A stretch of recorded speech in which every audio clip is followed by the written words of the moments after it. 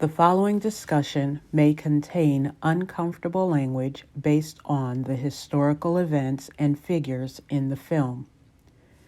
We aim to and encourage our viewers to engage with the content with open-mindedness towards the context presented. Hello, everyone. Welcome back to another edition of Movies That Move We. Today, we are discussing the movie Till. I think most of us know the story of Emmett Till and how he passed away. And as I said in the previous post, I'm going to be using some very gentle words to avoid shadow banning of this post. But this is about the untimely passing of Emmett Till, the son of Mamie Till Mosby. Back then, she was Mamie Till Bradley. I think, I think everyone knows the basic story. She sent her son down south to Money, Mississippi to spend time with family. He was accused of whistling at a white woman, and the white woman's relatives took his life. That's the Cliff Notes version. That's the version that's taught in most schools. And what we're taught about Mamie Till is that she was heroic, she was brave, which isn't untrue, but that's kind of where the story stops. She was brave for having an open casket service showing exactly what was done to her child. We don't really get much more in history books anyway, in the classroom setting, about who Mamie Till was or what went into that decision or the things that she had to do even to bring her child back to Chicago so that she could have the funeral. So the movie opens up, free-spirited 14-year-old Emmett Till. He's a happy kid. Him and his mother are close. As I said, she sends him down south, and from the moment she puts him on that train, her spidey senses are tingling. She warned him before he went down, like many of us warn our children, listen, when you get down there, make sure you walk a straight line. Now, the straight line in 1955 was, if you go down south, don't look no white folks in the eye, don't bump into nobody, say yes ma'am, no sir, all of that stuff. Very formal, very quick, very polite, and stay out of white folks' way as much as possible. That way, you have a chance of living another day. That was 1955. Emmett grew up in Chicago. His mother, his grandparents went to Chicago from Mississippi as a part of the Great Migration. The only thing he knew was a level of freedom.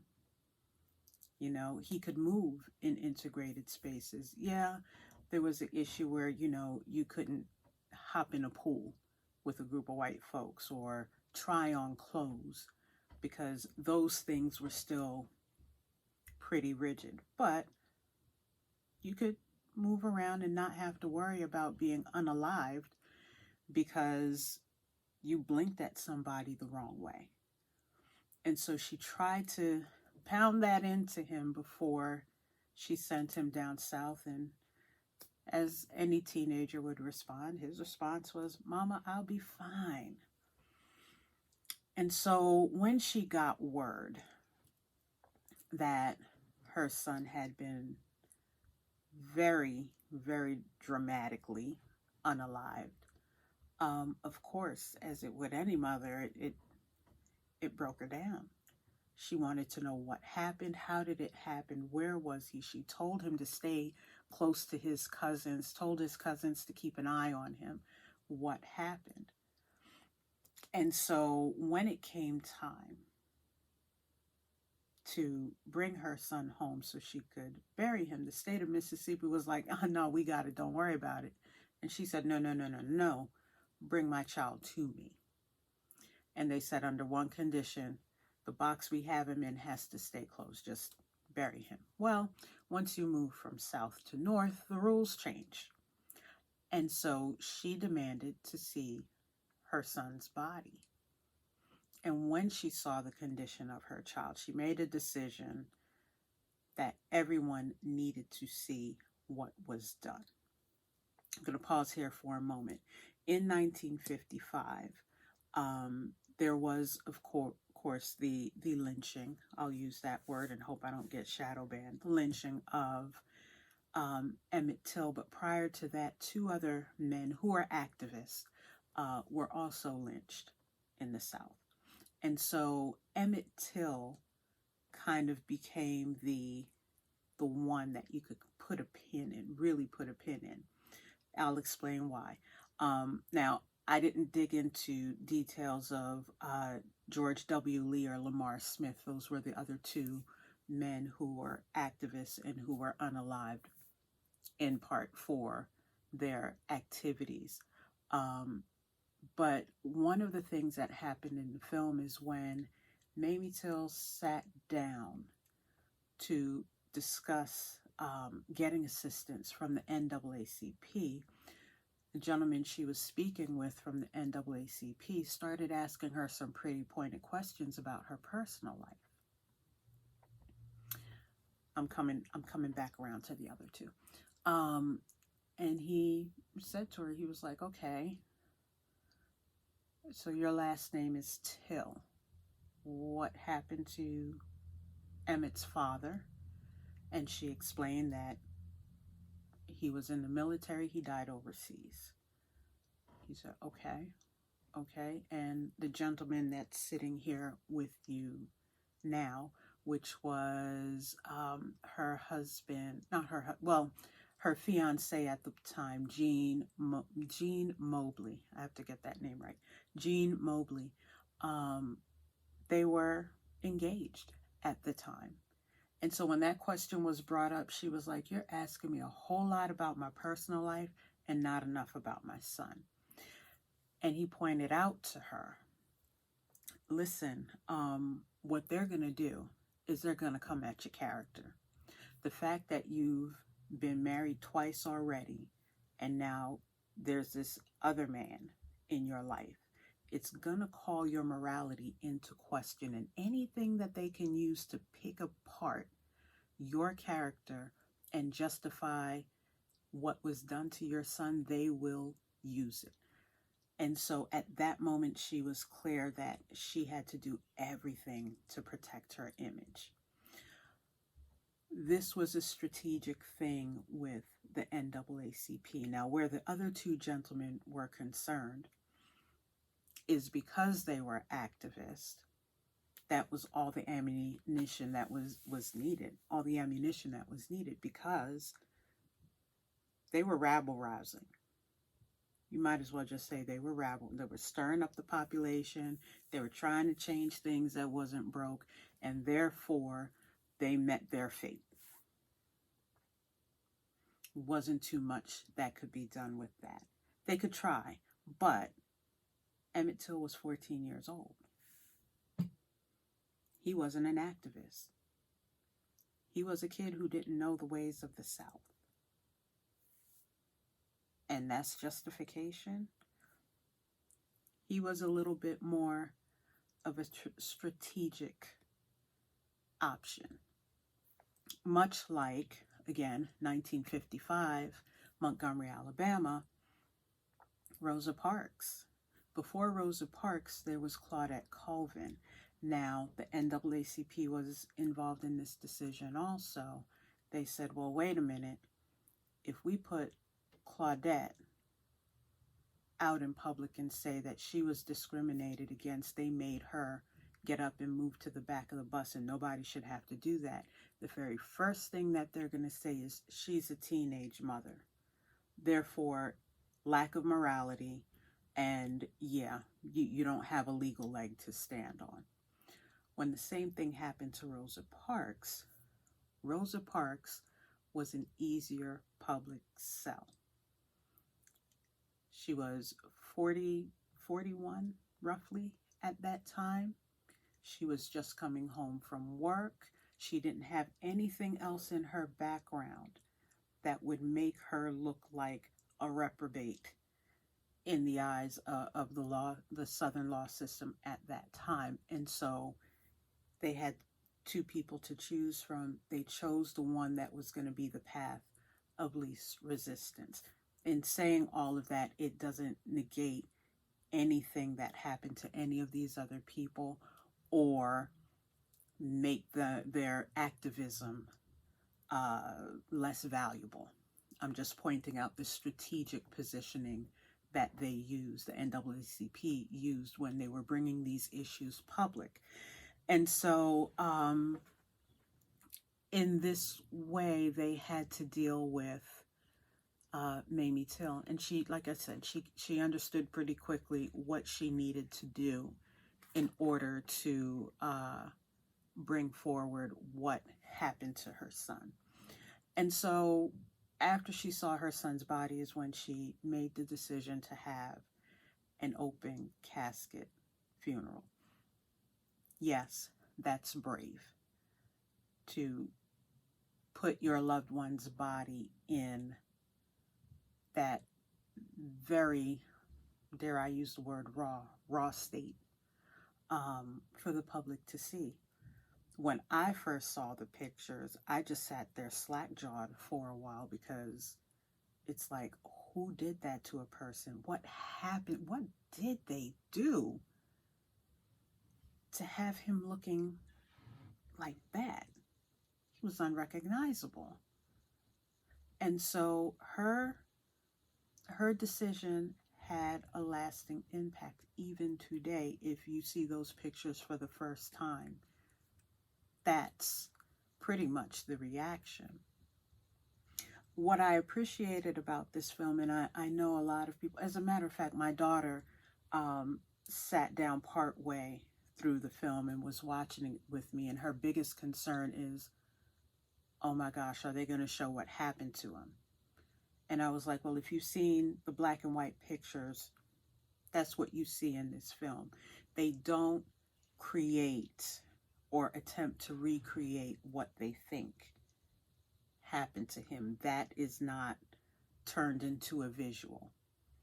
And I think the way they handled that was absolutely perfect. And again, this isn't centering on Emmett Till as much as his mother. This story has more to do with his mother than him. He's a small, I can't even say he's a small piece of the story. They're a package deal, but there's not a lot of this film devoted to his hobbies, his friends, blah, blah, blah, and then all of a sudden he's gone. This is from the moment he passes to his mother working through everything. And what you see is the story that we're not told. She had to confront her relatives, her uncle and her aunt, who were in care of her son when he was unalived. And you know, that's kind of a hard thing to deal with. There's a scene where she notices that there's a rifle hanging on her uncle's wall. And yet she's questioning, how is it that these men were able to come to your house and take my child out and you didn't turn the gun on them? And her uncle finally had to say, if I turned the gun on them, they would have taken out my whole family. And not just the whole family, it would have turned on every black person in Mississippi. Because hey, they don't do little things in that space and time. And so she realized that he was caught between a rock and a hard place. As much as she wanted to hear they did everything to save her son, they couldn't do anything to save her son. So she was navigating that. She was navigating people saying that she was just creating a circus environment. She was using her son to promote other things, and all she was trying to do was get justice for her child.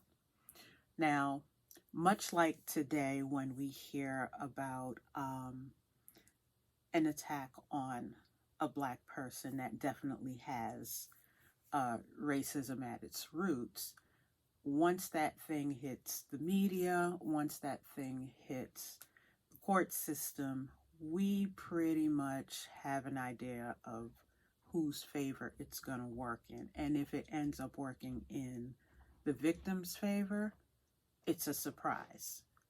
It's a surprise, and those moments are celebrated. Justice was not won for Emmett Till. The woman that accused him of whistling at her a few years ago admitted she made the whole thing up. She's not seeing any jail time. No one's bringing an ankle bracelet to her door and saying, here, put this on. She's free. Her brothers, who were the ones involved in his murder, did an interview with Look magazine and admitted, yeah, we did it. In so many words, they admitted that they did it. They were paid $4,000, I believe, and they walked free. American history for you. And so, in her lifetime, Mamie Till Mosby did not see justice, but she very quickly went from being a civilian, a mom, a daughter, to being an activist. And I don't know, I don't think for most people activism is a career goal, it's a passion. And hers started with the loss of her son. One of the things that I saw in the last week, and it's kind of ironic that it came up as I decided to go ahead and record this week, was the connection between the Twilight Zone and the Emmett Till case. So, story goes, Rod Serling, the creator of the Twilight Zone, heard about Emmett Till's passing. And he was a relatively conscious guy. He wanted to do a show about it, just flat out a show about Emmett Till. And the network said, absolutely not. You do that, we're going to lose sponsors, and we're going to tick off the Southern white folks, and we can't afford to do that. So no, absolutely not. You cannot do that show. And so he went back to the drawing board, and he thought about it, and then he came up with a new idea as a way for him to talk about social injustice and still promote the case. One of the things that he said, and let me get this quote, he said, "The writer's role is to be a menacer of the public's conscience." Serling later said he must have a position, a point of view. He must see the arts as a vehicle of social criticism, and he must focus the issues of his time. And he lived by that. If you've ever watched the original Twilight Zone, if you haven't, go check it out on Prime. But if you ever watch any of those original episodes, somewhere in there you can go, oh my gosh, you know what, this reminds me of this thing or that thing, and people really should be thus or so. And so he did a really good job of putting those things together and getting his message across. And if you watch, you'll see those moral stories in the Twilight Zone. So all of that to say, I think This is a great movie. It's a great learning tool. It certainly had me looking up more information than I ever had about Mamie Till, but it also made me think of her instead of just Emmett Till's mother. She was a woman with a mission after her son passed away. And I don't know, I think that's the way we really should learn it. We shouldn't just see her as a singular thing, just his mom. She was his mom, but she had a passion around seeing justice done. So I would say I give this a 5 out of 5. Great movie, great cast. You had Danielle Deadwyler playing Mamie Till. She was in The Harder They Fall, which we reviewed earlier in the year, and yeah, she played the character Cuffy. Whoopi Goldberg played her mother. Jalen Hall, he played Emmett Till. He's played the role of Dylan James in All American. Frankie Faison, he's been playing somebody's dad forever. Every time I see him, he's playing somebody's dad, but he played Mamie Till's father. Sean Patrick Thomas, you may remember him from the Barbershop franchise, and everybody knows him from Save the Last Dance. He played Gene Mosley, which in the film at the time was Mamie Till's fiance. And Haley Barrett, she played a very convincing Carolyn Bryant, who is the woman who accused Emmett Till of whistling at her. So great cast. I think the story was well put together. It wasn't difficult to watch. So there wasn't anything jarring or I'll use the word traumatizing. I don't like to use that word lightly, but there wasn't anything that would have you going, I don't ever want to see any of these historically referenced movies ever again. I don't want to see anything else about the 1950s and stuff that Black people went through. Good vibes only. Won't have you doing that. You'll actually have the opportunity to learn some things that you may not have learned before. You may not have known before. So definitely check it out. Streaming on any of your platforms available to rent or buy. Check it out when you have a chance, and heck, sit down with your kids.